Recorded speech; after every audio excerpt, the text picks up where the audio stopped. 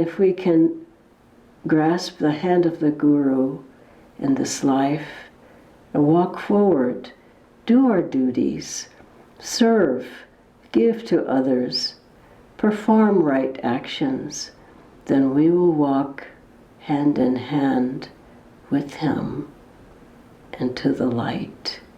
At this point, Nayaswami Dhyana ji, who is the co-spiritual director of Ananda in India, and she's speaking to us today from Ananda village, where she's come back to deal with some visa things, but in fact is serving constantly even while there. So, Nayaswami Dhyana.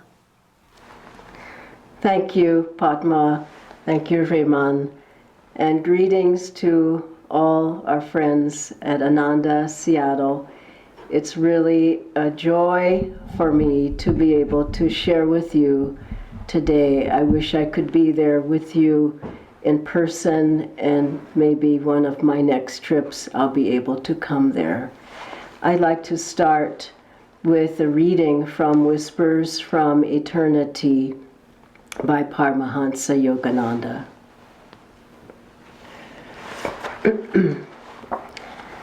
And by the way, happy Mother's Day to everyone. And this reading is about the Divine Mother. Come to me as kindness, inspired by Ram Prasad's song.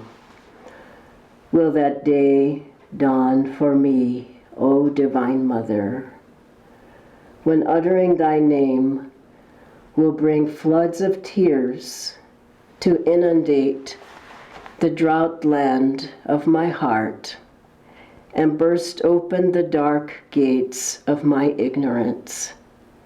Oh, then, in the lake of my gathered tears will grow the lotus of luminous wisdom. All darkness in my mind will be dispelled. O formless, all-pervading Mother Divine, come to me in the form of tangible kindness. Take me away from these shores of millennial sadness.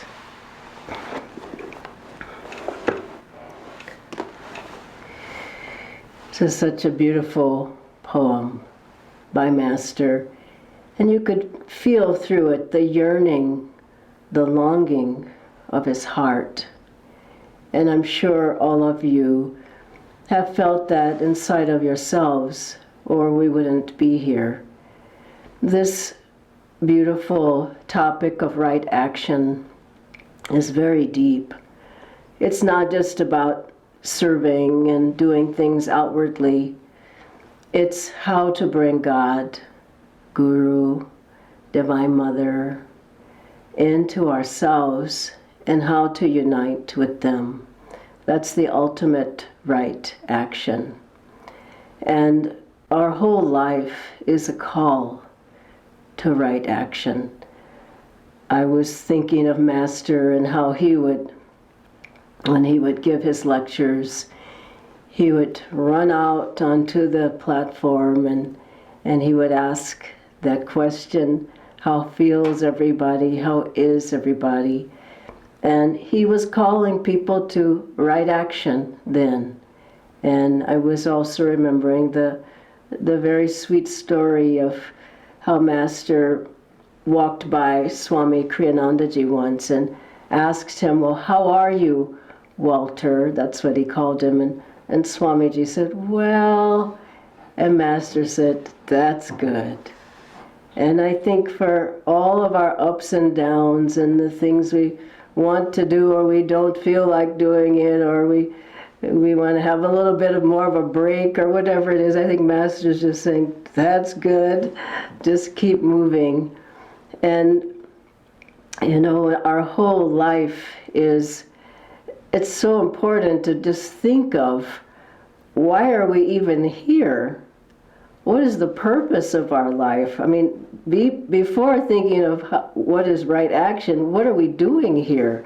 These are the questions that we have before we come onto the path. What is my destiny? Who am I? What am I doing here?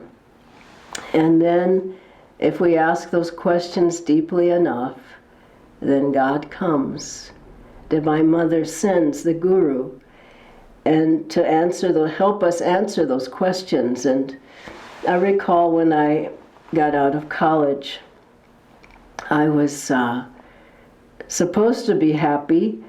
I'm sure you had that feeling, and everyone said that then you'll have enough money, you'll have a good job, you'll have a nice place to live, you'll have a good car. And I had all of those, and I had many friends, and there was still something missing.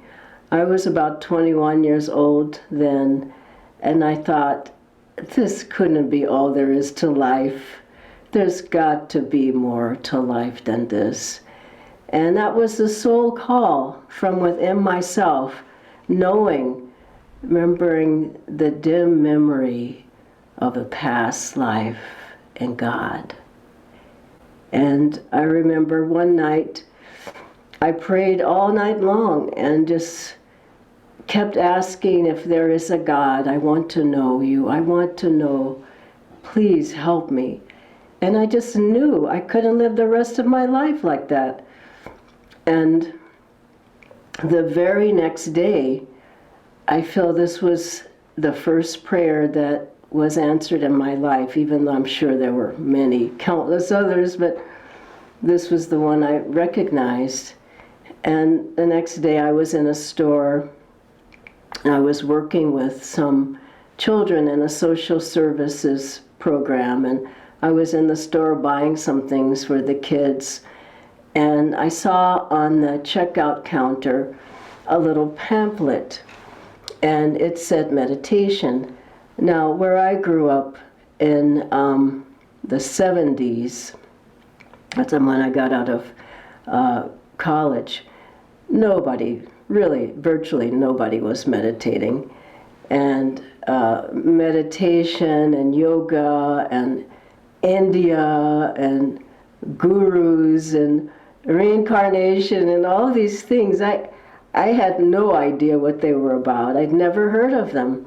But something in me stirred when I saw meditation there on that booklet. And turns out it was a transcendental meditation book on transcendental meditation, a little pamphlet. And something just said, just get it. And I got that book, and I went out. I was at my lunchtime, and I was sitting on a park bench, and I was having my lunch. I was reading this pamphlet, and I was getting so interested in it. And then I looked down from where I was sitting, and lo and behold, I just couldn't believe this. There was someone sitting on another bench in the park, and he was sitting like this. And I knew that this person wasn't asleep. And I ran over there, and I was just thrilled. It was like a light flashed down from the heavens, and I ran over and I said, well, what are you doing? And I had my little book with me, and I'll never forget the man. It was a man. He was sitting there, and he opened his eyes. He says, well, I was meditating. And I said, I'm just reading about meditation. Honestly, I couldn't believe it. And within a week, because he and his mother were TM teachers, I learned meditation. And what book did they give me? Master's book, Autobiography of a Yogi. And now why did that happen? Because I really wanted to know, I longed to know. And Master just came from behind the curtain and said, here's my book. And then I was living in Los Angeles, and so I went to Master's shrines just to sit at the grounds and read. And And then someone told me about Swami Kriyananda and Ananda, and I went there and I found my home, and Master came to me through Swamiji and Ananda. And we may all remember too the story of when Swamiji met his guru, Master. He had gone to that bookstore, Doubleday Duran, I believe was the name, and he saw Autobiography of a Yogi, and he was attracted to the picture. But then he read it was dedicated to an American saint, Luther Burbank, and he said, oh, there's no saints in America. But actually there are lots of saints in America. So then Swamiji, he left there, and not long after, I think it was a day or so, he was in that area again, and he said that there was an actual force that turned him and was leading him, guiding him, pushing him even to go back to that bookstore, and he bought that book. And Master intervened and told him, made him go, even before he knew who Yoganandaji was. And then he went to California and he met Master, and Master gave him his life's duty, his dharma, what it was right for him to do. Master led him, and he told him, your life is writing, editing, and teaching. And then remember Swami Kriyanandaji said, well, aren't all the books written that need to be out there for people? And Master said, oh, don't say that. So much more is needed. And then also Swamiji said to him, well, I don't really want to be a teacher. And Master said, well, better learn to like it, because this is what you're going to have to do. And so he gave him what was right for him to do in his life. And the Guru, God through the Guru, gives us what is right for us to do in our life.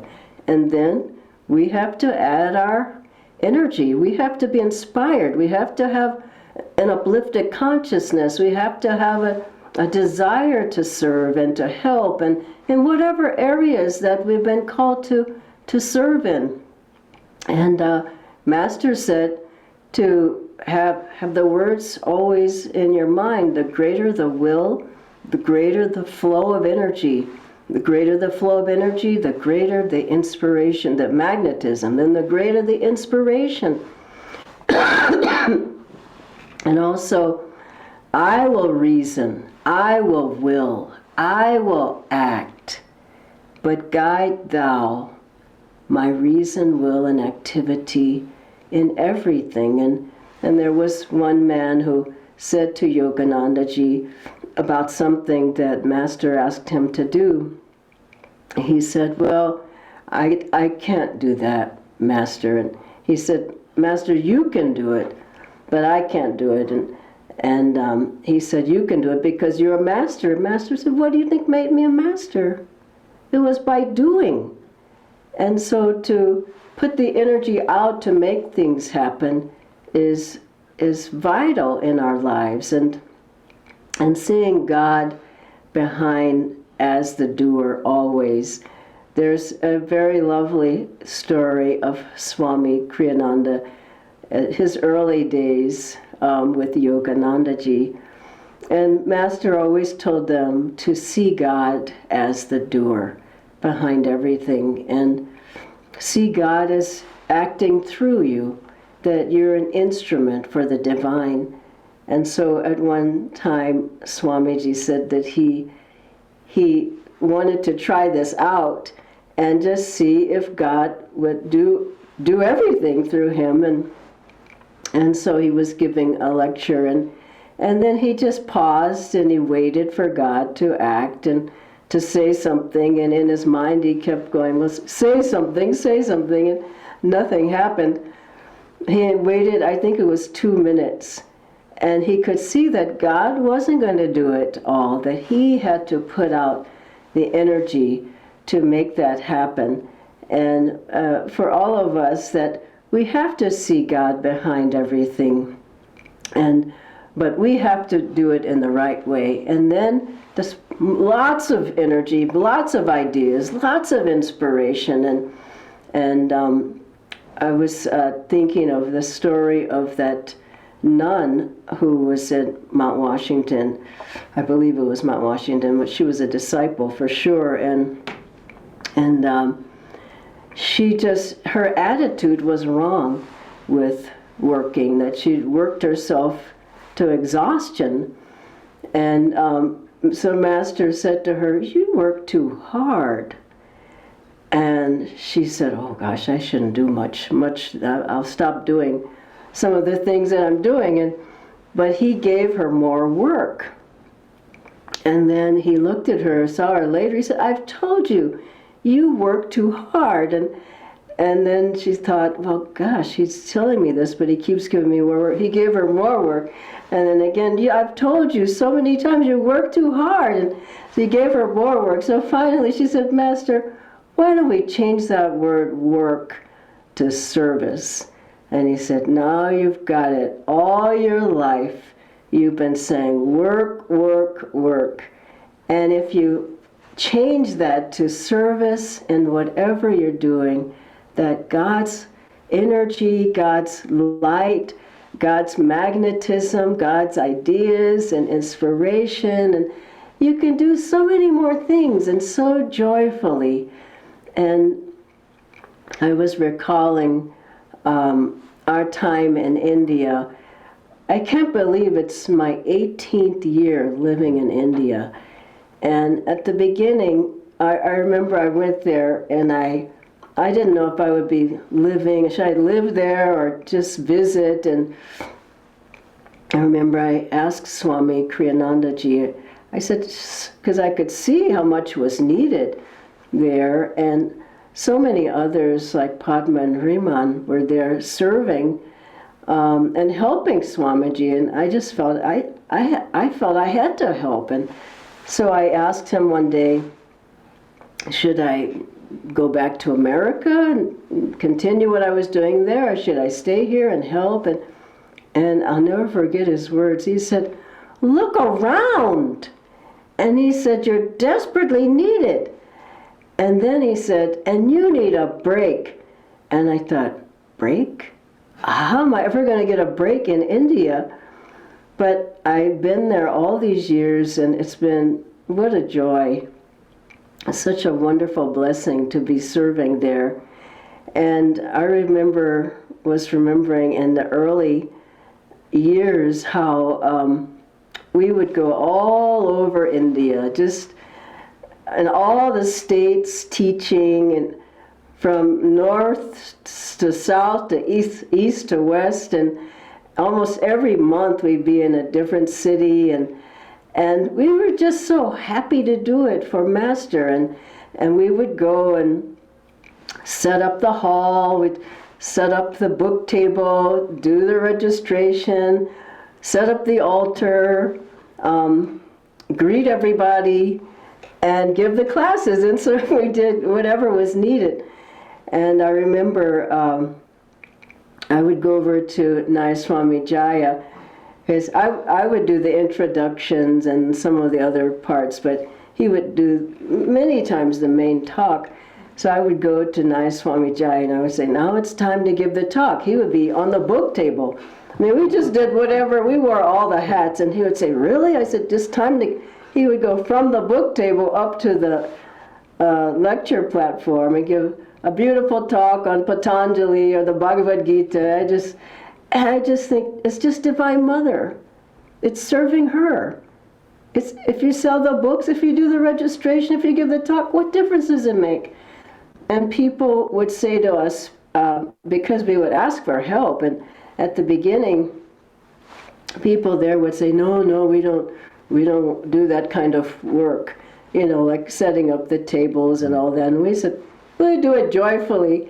And I remember one man said to me afterwards, after one of the talks, he says, "That was such a wonderful talk, and now I know you're not going to pack up the books and the boxes are you? Now I said, just watch me. And what was so beautiful was after that, he started helping. And over time, people saw the example of just whatever you're supposed to do, however you need it, just jump in there with joy. And I was remembering another amazing story of serving. Jai and I were just coming from doing a Kriya ceremony. I think this was in Mumbai. And we were just so happy. I mean, we were happy no matter what, because it was Master's joy, and we were just happy to serve everybody there, just whatever is needed.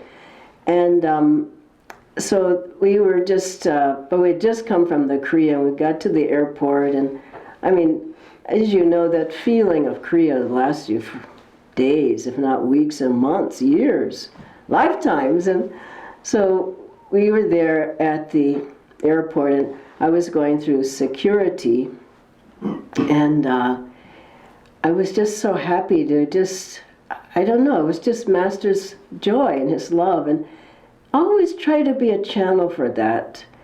Right action is having the right attitude, the right behavior, just trying to be uplifting wherever you are, having a higher state of consciousness, being encouraging, having kindness, and giving rather than taking from people. And so there I was in this little security check area inside with this lady who was checking me. And she looked at me and she just said, "Now, who are you?" I mean, that question's come up quite a lot in India. What are you doing here? So, of course, I had lots to tell her.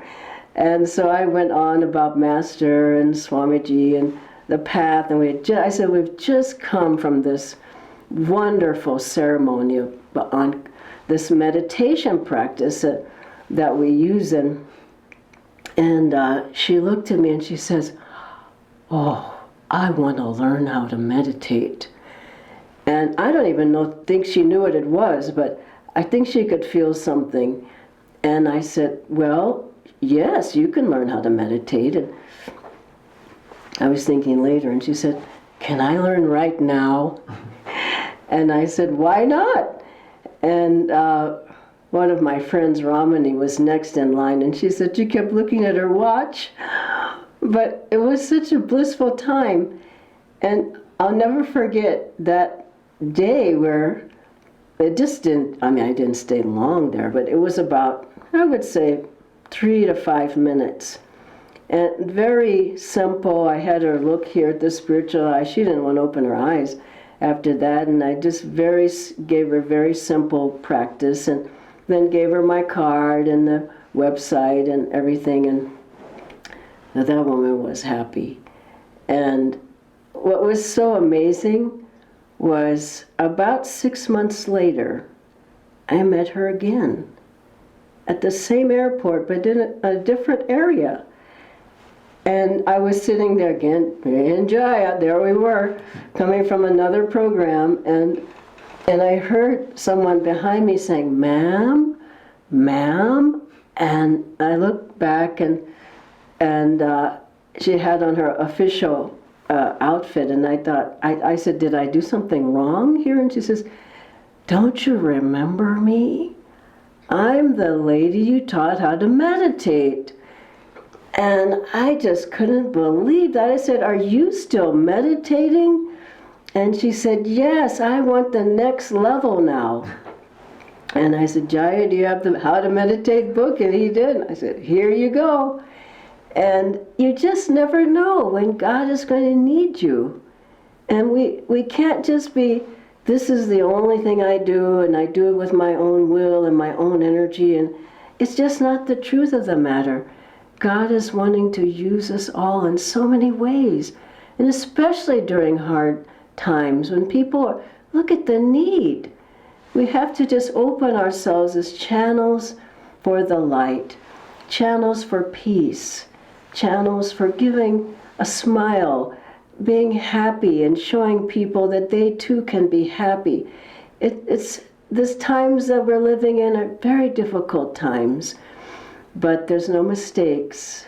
We've been born for these times. And we've been born to bring these teachings in these times. This is what right action is about, to be in attunement with God and to feel that Divine Mother is asking you, smile at this person, help this person, give this person a book, or give this person one of the talks, or give an affirmation, or invite them to a satsang, invite them to an online program, but to always in your heart feel, I am here to serve the light. I am here as my Guru's hands and feet to help all those who are in need. And remember always that the Guru is ever there, wanting to help the whole world, as many as can through us. I remember one of our monks told me this once, that we were at Swami Kriyanandaji's house in India, and Swamiji was meeting with the monks, and I was downstairs doing something there, and then one of the brothers came down, and I said, I hope the meeting went well. And he said, Swamiji is relying on us. And he didn't mean just them, he meant us, all of us. And Master's relying on us to be able to give his blessings, his vibrations, his love, his joy to all whom we meet. And finally, I'll share that when Swami Kriyananda Ji was writing the Bhagavat Gita from when he had worked with Master on it, that beautiful book, The Essence of the Bhagavad Gita, he wrote that in 2 months. That was in India as well. And every day he would have many people came over when he was writing that, and we all had a chance to read what Swamiji was writing. Every day he would have pages, and he would say, now sit down and read this and give me your thoughts. And I remember one night I was there till late, and I went down the stairs to go out, and I just felt in that downstairs, it just was such a blissful vibration. The whole house felt like that. But especially as I was walking by a certain area in the house, I just felt Master was just right there. I didn't see him, but the vibration was so strong. And I went out the door, and the next day, when I came, a couple of us asked Swamiji, we said, is Master here as you're working on this book? And he didn't miss a beat. He said, oh yes. And let's remember, to those who think me near, Master said, I will be near. And if we can grasp the hand of the Guru in this life and walk forward, do our duties, serve, give to others, perform right actions, then we will walk hand in hand with him into the light. That is the deepest meaning behind serving, behind meditating, behind everything that we do, behind any action that we perform, is to walk into the light with God, with Gurus. God bless you all. Anaji.